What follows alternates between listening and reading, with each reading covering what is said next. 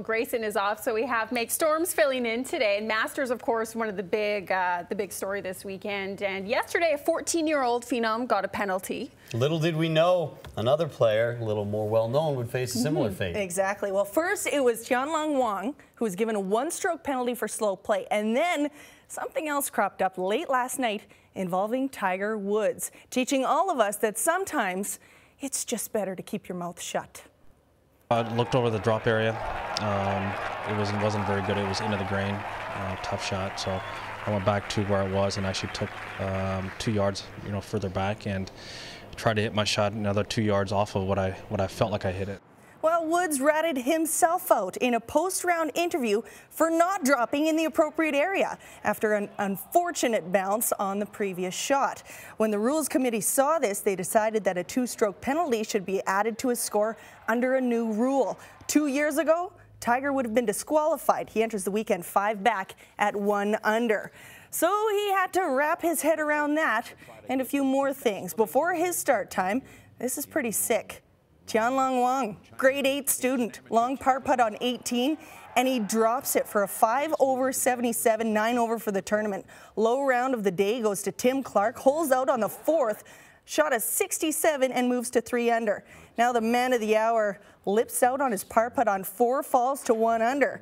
Then on the par 4 7th, he rolls his approach right past the hole, almost goes in. He'd make birdie and move back to 2 under and 4 shots off the lead.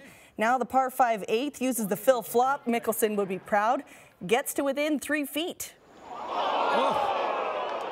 Well, sometimes we say 360. This might have been a little more than that. Unbelievable. Yeah, that's a rare shot, but Tiger is making a career of those in this tournament. Keeps him at 1 under. Meanwhile, the 2009 Masters champion, Angel Cabrera, comes out of nowhere and he drains the birdie on 6, moves to 5 under. Freddie Couples putting for par off the front edge of the green on 7. He doesn't get it up the hill. The ball rolls all the way back down. He'd get a double and fall to 3 under. Cabrera, big putt on the 8th, and that moves him to a share of the lead at 6 under. Now with a tough downhill putt, he got the putter working for him today. He drops it and he takes sole possession of the lead. On the 13th, Tiger makes his second of back-to-back birdies, 5 under and 5 back. And the 3rd round leader, Jason Day, parred his first 12 holes today, and he'll birdie on 13 to move to 7 under.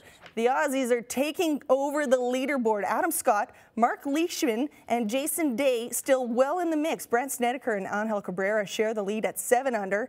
Tiger Woods managed to fire a 2 under round today to get back to where he started at the end of the round yesterday, still very much in it. And the young star Tianlong Wang shot a 5 over 77.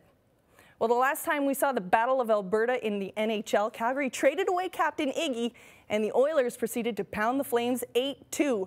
But then the Edmonton Oilers hit a 4-game losing skid, all but eliminating themselves from playoff contention. It's a great opportunity to grow again, to deal with this pain in the right way, and we're expecting that reaction tonight. We owe them from the last game a little bit. They put a beating on us at home. The Oilers can sweep the series against Calgary tonight. Nail Yakupov bumped up to a live with Magnus Paajarvi and Sam Gagner because Ales Hemsky is out with a foot injury. The 19-year-old is on a tear, having scored 4 goals and 3 assists in his last 6 games. And he's also starting to get more involved physically, showing a nastier side to his game. I think it's hard moments, and sometimes you have to show yourself and don't be scared about the players. You see the way he's playing now. He's producing for us. He's playing with a physical element, and he's really bringing a lot to his game. And I think you notice that on the bench, and it definitely helps us as a group. The Oilers are 6 points out of a playoff spot. Khabibulin gets the start in net. Over to some early NHL action. Canucks in Colorado, Vancouver going for 5 in a row. It's a bad start. Kevin Bieksa, crisp pass to the wrong man. Gabriel Landeskog makes it 1-0. Second period, Max Lapierre beats J.S. Giguère. Short side ties the game. Just over 2 minutes later, Henrik Sedin passes over to brother Daniel. Can't take the shot, but Jannik Hansen can. Nucks take the lead. Now in the third, and the goals start coming. Tie game when Jason Garrison rivals it from the point, 3-2 Canucks. Colorado responds, and with seconds left, Jan Hayda's one-timer wins it for the Avs.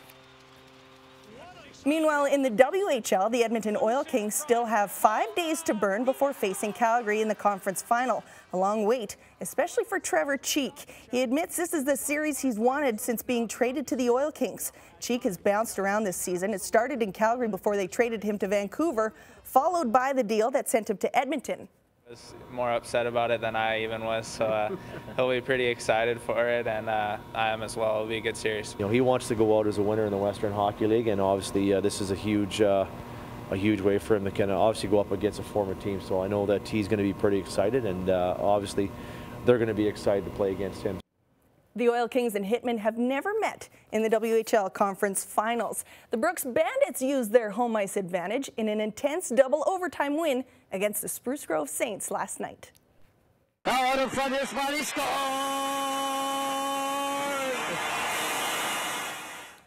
The Bandits come out strong with a 2-goal lead, but Spruce Grove came back to tie it up. Brooks brought it in OT with a 3-2 win. The best-of-7 series for the 2013 Gas Cup continues tonight. The Edmonton Rush take over Rexall Place tomorrow. They've already wrapped up a playoff spot, but their Achilles heel may just be playing at home. We're thinking about it. There's no question about that. It's in guys' minds when we go out there and play. The Rush will host the defending champs from Rochester. They need to beat the Nighthawks and get some help in order to clinch a home playoff date for the very first time. Crucial for a franchise still trying to gain some traction with fans on the Edmonton sports scene. As an Edmonton guy, I think we realize a home playoff date would be huge for the city. A chance for our fans kind of to reward them for coming out and watching us all these years. From an organizational standpoint, and the fan base and the business standpoint, it's important for sure. The Rush play Rochester tomorrow at 2 o'clock. And FC Edmonton continues its season-opening road trip down south. Coming off a 1-1 draw in Fort Lauderdale, the Eddies are playing the Carolina Railhawks. Right now it's 0-0 at the half. We'll have full highlights at 11:30. And finally, it was a rough week for mascots. First up, it's Brutus, the Buckeye at Ohio State's spring practice. Always a bad idea for mascots to get involved in practice. Breaks contain and gets leveled, but that costume does have some extra padding. And during the halftime at a San Jose Earthquake soccer game, rather, it's mean to laugh. Cue the mascot playing goalkeeper, gets caught looking, and he gets caught in a sensitive area. I was not expecting that. Oh. You should have given me a warning about that one. And it always makes you laugh. Oldest trick in the book. Thanks, man. No problem. We'll be right back.